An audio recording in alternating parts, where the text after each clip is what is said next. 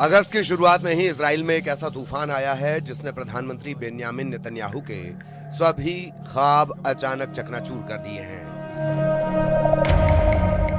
सवाल उठ रहे हैं कि क्या नेतन्याहू की कुर्सी जाने वाली है? क्या नेतन्याहू का तख्ता पलट करने की कोशिश हो रही है? क्या इजराइल की सेना ने हमास से भी बड़ी साजिश रच दी है?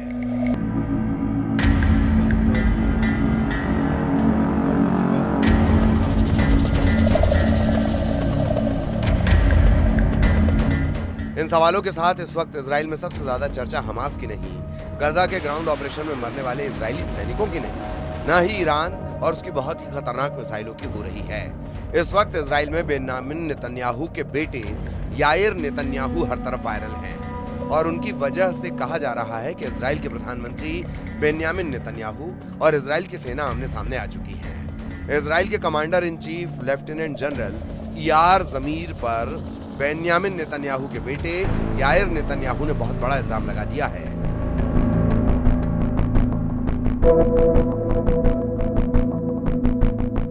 अमेरिका में रहने वाले याइर नेतन्याहू के एक ट्वीट से उनके पिता बेन्यामिन नेतन्याहू का तनाव इजरायली संसद की 6ठी मंजिल पर पहुंच चुका है।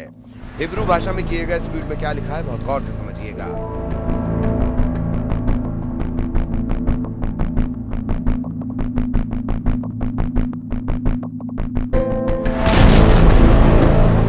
याइर नेतन्याहू ने एक इजरायली पत्रकार योसी यहोशुआ के ट्वीट पर जवाब दिया है। योसी ने लिखा कि अगर नेतन्याहू सेना की मर्जी के बगैर गजा पर पूरी तरह कब्जा करना चाहते हैं तो उन्हें इजराइल की जनता को बताना चाहिए कि इसकी कीमत क्या होगी, कितनी जान जाएंगी, क्या सेना के विरोध के बावजूद वो इस कदम की जिम्मेदारी लेंगे। इस पर याइर नेतन्याहू ने इजराइल के सेनाध्यक्ष इयाल जमीर का नाम लिखे बगैर इशारों में जवाब दिया कि अगर आपको ये ट्वीट लिखने वाला वही है जिसके बारे में हम सोच रहे हैं तो ये एक बगावत और सैन्य तख्ता पलट की कोशिश है, जैसा 70 के दशक में मध्य अमेरिका में हुआ। ये पूरी तरह अपराध है। इजराइल में नेतन्याहू और वहां के सेनाध्यक्ष लेफ्टिनेंट जनरल इयाल जमीर के बीच लगातार खींचतान अब सतह पर आ चुकी है। गजा में ग्राउंड ऑपरेशन और उसमें लगातार नाकामी के साथ नेतन्याहू का इरादा बड़ा होता जा रहा है। जून और जुलाई के महीने में इजराइल को ग्राउंड ऑपरेशन में बहुत बुरे झटके लगे हैं, खान यूनिस से लेकर बेत हनून तक।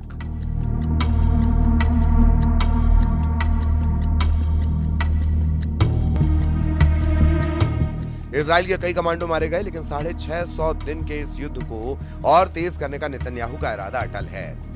उधर इजराइल के पीएम नेतन्याहू का कहना है कि गजा में दुश्मन को पूरी तरह से हराना, सभी बंधकों को रिहा कराना और सुनिश्चित करना कि आगे गजा इजराइल के लिए खतरा ना रहे। हम इसमें कोई लक्ष्य नहीं छोड़ेंगे, हम अपने सैनिकों की कुर्बानी के जरिए इसे पूरा करेंगे।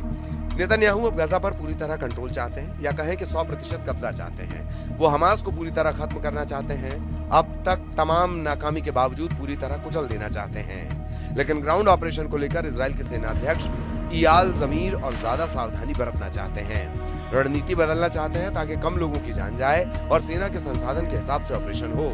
जनरल जमीर राजनीतिक दबाव में ऑपरेशन नहीं करना चाहते, यानी नेतन्याहू और जनरल जमीर अब गजा में ऑपरेशन को लेकर पूरी तरह आमने सामने आ चुके हैं। ये टकराव इजराइल में सेना और सरकार के बीच सबसे खतरनाक टक्कर मानी जा रही है। इजराइल के सेनाध्यक्ष लेफ्टिनेंट जनरल जमीर अब गजा में लंबे ऑपरेशन के नतीजों को लेकर सरकार से साफ रुख चाहते हैं, क्योंकि 650 दिनों की इस जंग में अब तक इजराइल की कामयाबी पर कई धब्बे लगे हुए हैं।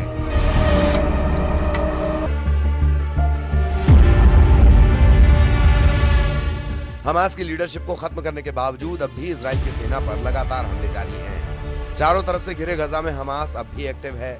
हमास की सुरंग भी जिंदा है और उन्हीं सुरंगों में अब इजरायली बंधकों के वीडियो वायरल किए जा रहे हैं। उसमें नेतन्याहू की नीति को सवालों के घेरे में खड़ा कर दिया है।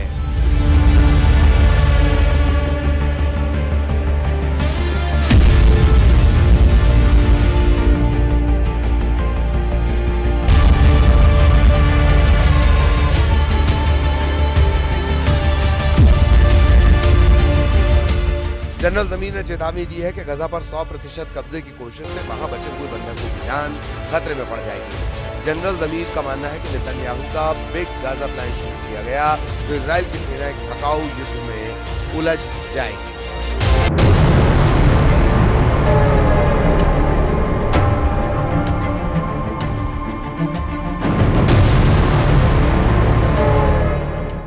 वार्निंग साफ है कि मौजूदा हालात में इजराइल अपना मकसद हासिल नहीं कर पाएगा, क्योंकि इजराइल में सैनिकों की कमी है। इसीलिए कुछ अभियानों पर असर पड़ सकता है। जनरल जमीर और नेतन्याहू की टक्कर में इजराइल बहुत बुरी तरह फंसा हुआ नजर आ रहा है, क्योंकि जमीर का कहना है कि गजा पर पूरी तरह कंट्रोल के लिए कई महीने या फिर साल भी लग सकते हैं।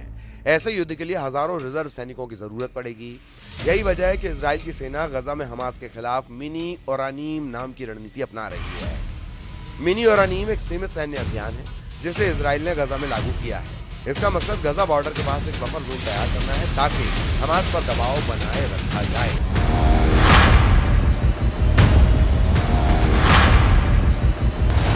और बंधकों की रिहाई या किसी बेहतर समझौते की दिशा में आगे बढ़ा जा सके। अभी 75% गजा पर इजरायली सेना का कब्जा है, जबकि दक्षिण में कुछ हिस्से अब बचे हुए हैं जहां फिलिस्तीन के लोग सिमट कर रह गए हैं। लाखों लोग गजा के कोने में हैं और उनके सामने खाने पीने की दिक्कत बढ़ती जा रही है। उन तक अरब देशों से भेजी जा रही मदद भी नहीं पहुंच रही, लिहाजा आसमान से कुछ हद तक सप्लाई पैराशूट से गिराई गई है, जबकि जमीन के रास्ते अब भी खाना नहीं पहुंच रहा, क्योंकि इजरायली सेना का ब्लॉकेड बरकरार है। इन सब के बीच नेतन्याहू पूरे गजा पर कब्जा करना चाहते हैं। नेतन्याहू एक तरह से जनरल जमीर पर आरोप लगा चुके हैं कि गजा में ऑपरेशन को लेकर वो बेरुखी दिखा रहे हैं।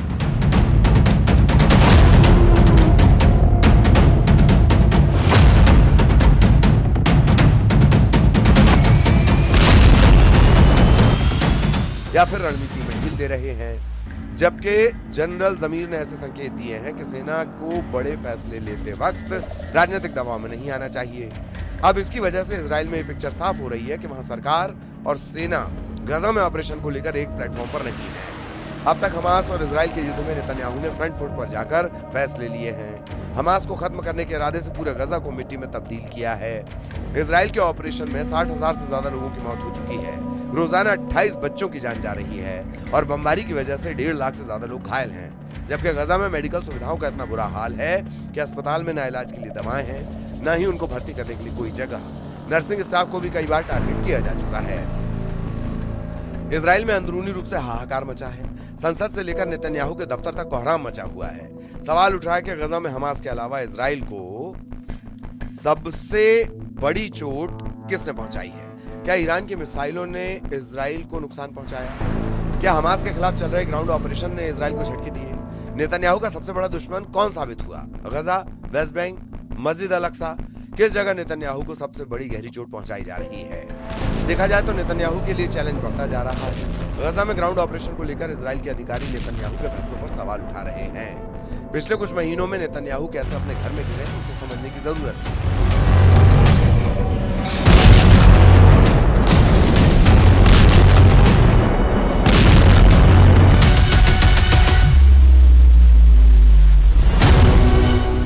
नेतन्याहू ने नवंबर 2024 में तत्कालीन रक्षा मंत्री योव गैलेंट को हटा दिया था। इसके बाद जनरल जमीर से पहले आईडीएफ चीफ रहे हर्जी हलेवी ने मार्च 2025 में इस्तीफा दिया था। नेतन्याहू आंतरिक खुफिया एजेंसी शिन बेत के प्रमुख रोनन बार को हटाना चाहते थे, लेकिन कोर्ट ने इस पर रोक लगा दी। लेकिन नेतन्याहू के 2 कट्टरपंथी सहयोगी वित्त मंत्री बेजालेल एम्स्टोरिच और राष्ट्रीय सुरक्षा मंत्री इतामार बेन गुविर अब गजा का इजराइल में विलय करने की मांग कर रहे हैं। वो वहां इजरायली बस्ती बसाना चाहते हैं। इजराइल के सिक्योरिटी मिनिस्टर ने कह दिया है कि पूरा गजा अब इजराइल में मिला लिया जाएगा। लेकिन क्या ये इतना आसान है? वैसे गजा को लेकर नेतन्याहू पर पड़ रहा दबाव अब व्हाइट हाउस में भी देखा जा सकता है। हमास को लेकर अमेरिका का गुस्सा और तेजी से भड़क गया है। अमेरिका के राष्ट्रपति डोनाल्ड ट्रंप ने कहा है कि हमास शांति नहीं चाहता बल्कि मरना चाहता है। इसीलिए अब वक्त आ गया कि इजराइल हमास का पूरी तरह सफाया कर दे।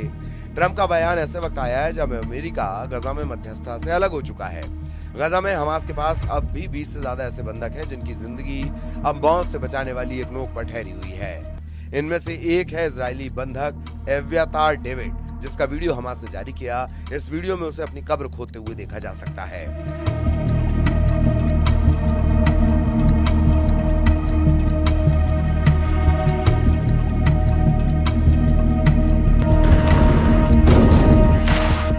हमास के कब्जे में बाकी लोगों का हाल भी डेविड जैसा ही होगा और सबकी जान खतरे में होगी। यही डर पूरे इजराइल को सता रहा है।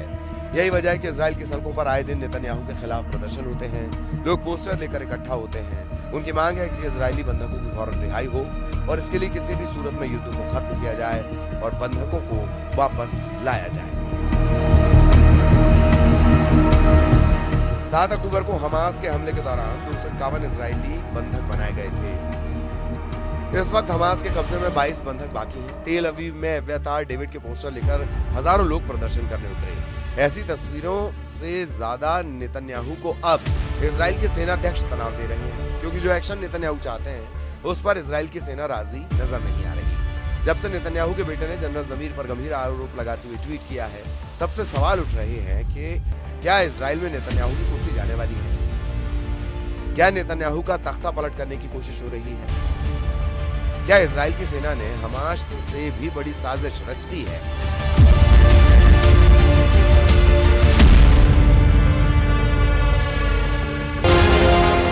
इसीलिए अगस्त का महीना न सिर्फ गजा और पश्चिम एशिया के लिए बल्कि पूरे इजराइल के लिए घातक माना जा रहा है।